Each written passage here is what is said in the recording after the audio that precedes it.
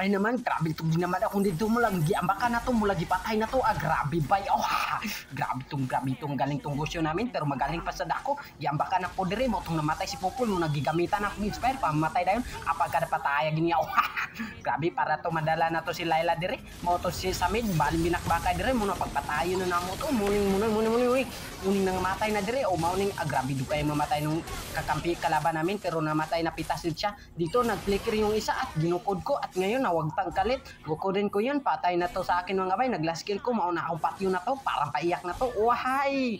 Mautong akong gipatay mo tong mutong akong gipatay mulag na labay siya mulag dire mulag isulod na po na mong tower munang napil na lang po kong sulod para makakill po ko para makapatay po ko. Wahay!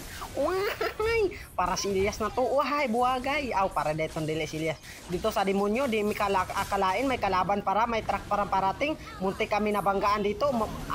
Disgrasya gid mi dire mga bay. Galing takra dito mga bay. Oh, ikaw mga bay nasulod pagod sila ilang last kill. Pagka double kill gyud. Pataya gid nila gyud. Pagkapiliya ginila paiyak na tong kalaban na to mga bay. May salakyan pa. Ditong klase nga apit di ko namatay may kaling nakauwi ako at nabalikan ko na yung kalaban at nuuwi na ako bala yung kakampi ko. Dito naman patayan na sad si Montek na Slayla mauna pitas ko na. Ang sakit yun. Montek na ako dito mapitas mga bay. Mautong gisulod namin ng tore parang double kill na.